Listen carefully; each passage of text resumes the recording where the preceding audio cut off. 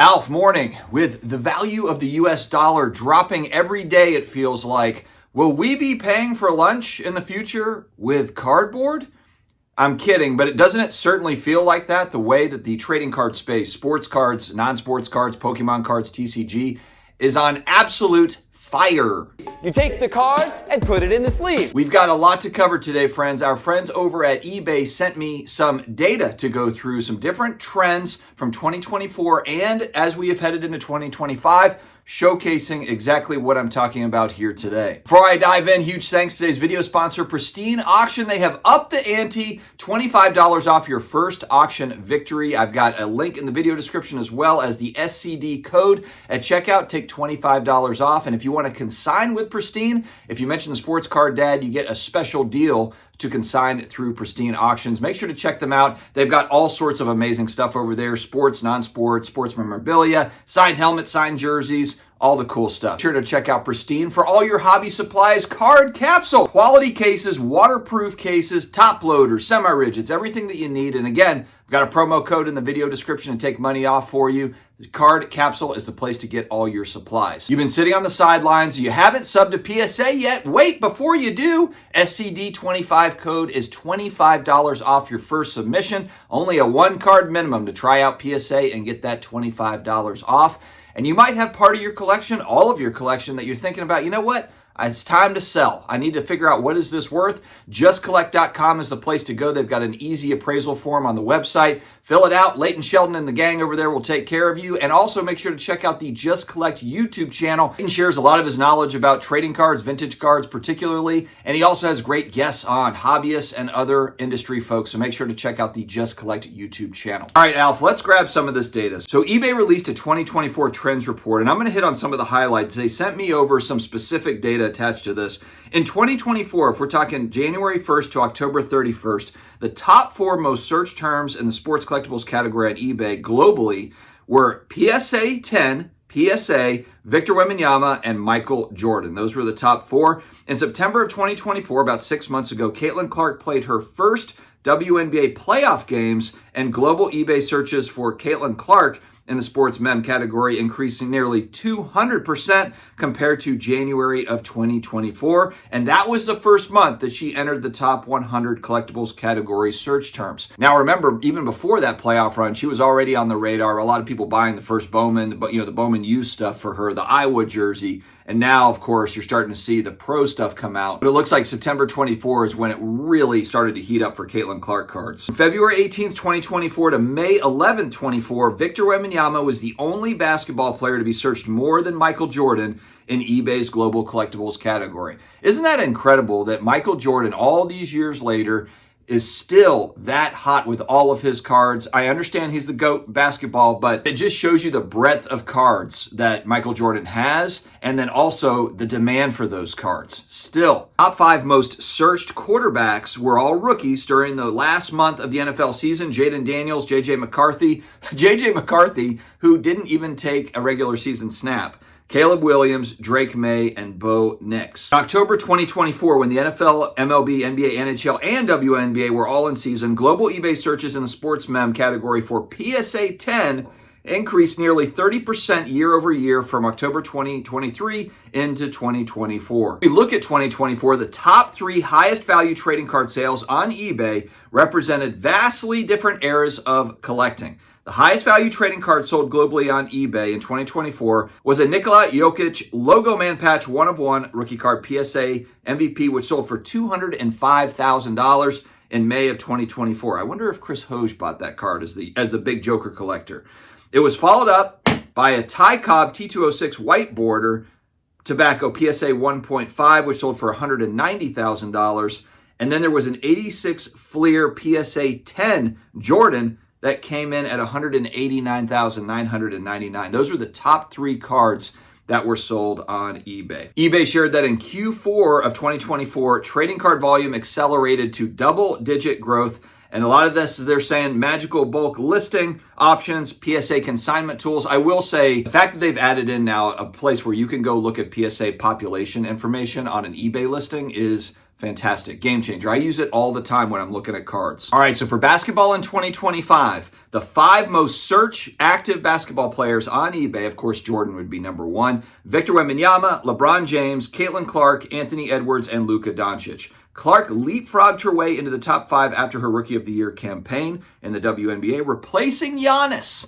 So Caitlin Clark has more searches than Giannis globally on eBay. The day after Luka Doncic was traded to the Lakers in the historic blockbuster trade on February 2nd, global eBay searches for Luka Doncic increased over 1,150% compared to the average day during the week prior to the trade.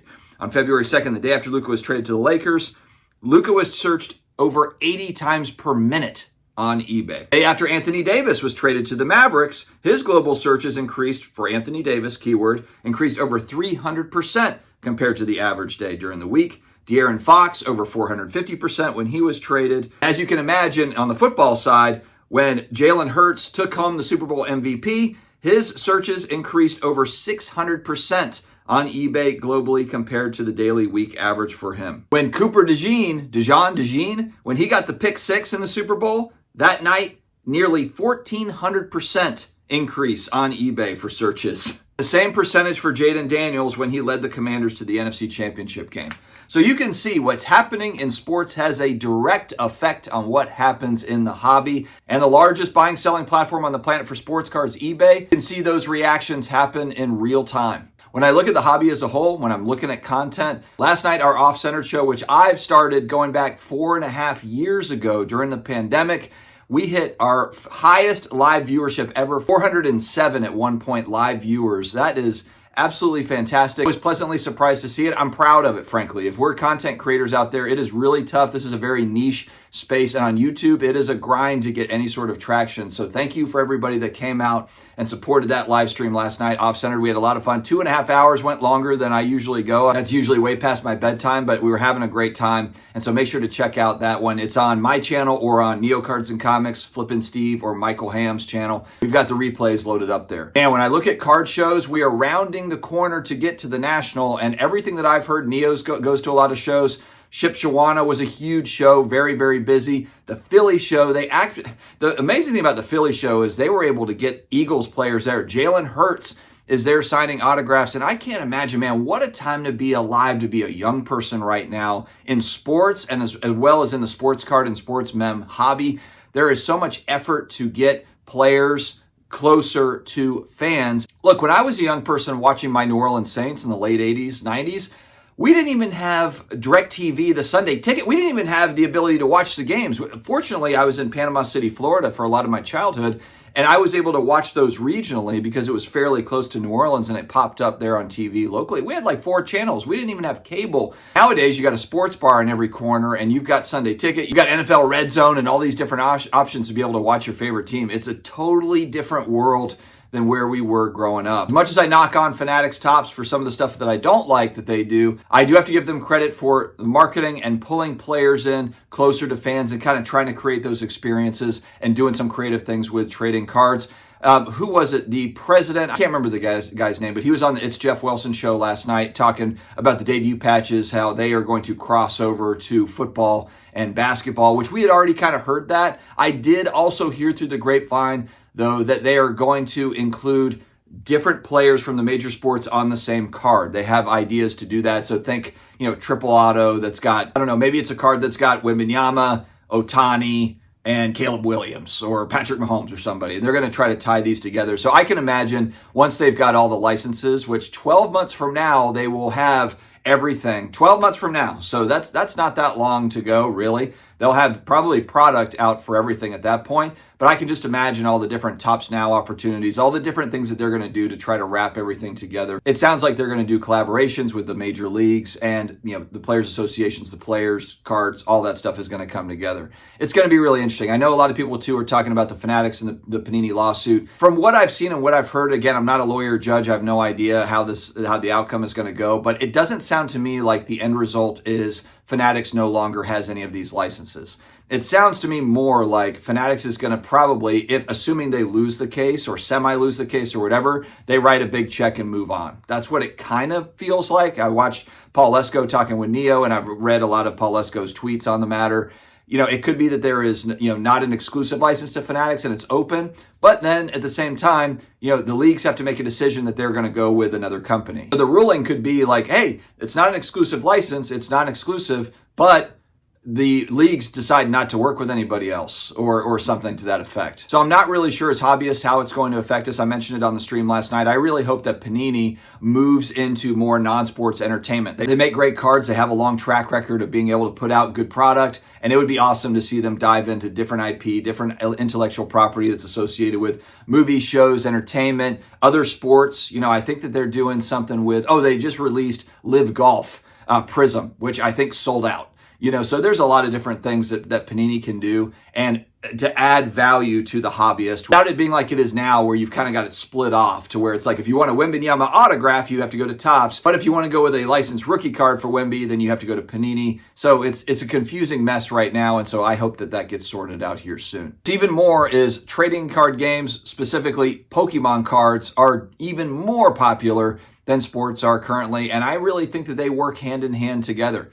I do think that there's semi-different audiences, but if I'm using Cards HQ as an example where Jeff Wilson has the first half of his store is trading card games, Pokemon, and then the back half is sports, there is the ability for there to be exposure to both. And if you're a young person, again, you might be into Pokemon cards today and then realize, now I've got these card shops, I've got both of these things, and they're exposed to different things. And maybe they get out of Pokemon, they get into sports, or they're into sports and Pokemon. It can all live together. And so I don't think that one draws away from the other. I think that they actually are working together to broaden out the hobby for trading cards and collectibles as a whole. And we're at peak hysteria for this stuff. Card shows are packed. Card shops are packed. Auction houses are selling huge volume of cards, and certain cards are still setting record highs. So where do we go from here? And this is all in the face, of course, of economic uncertainty, whether we're talking about in the US or globally. But the one thing that's really interesting, and I think people have made good points on this, one school of thought is, okay, well, if there's a depression, if there's bad economic times, then people are not going to have money to spend on trading cards. That could be true, and maybe it's that people don't have money to spend on the high-end stuff, maybe or the mid-end stuff.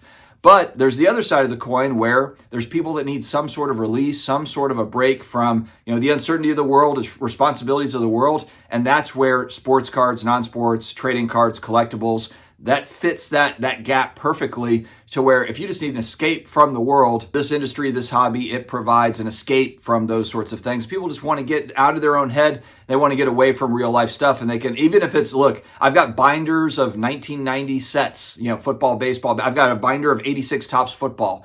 I just like to look through it sometimes, remembering those players and remembering when I was a kid and thinking, man, I remember when Bubby Brister was going to be the future of the Pittsburgh Steelers. I bought that card at a card shop, the Bubby Brister, as a speculative play in 1989. Quarterback prospecting before it was ever cool to do so.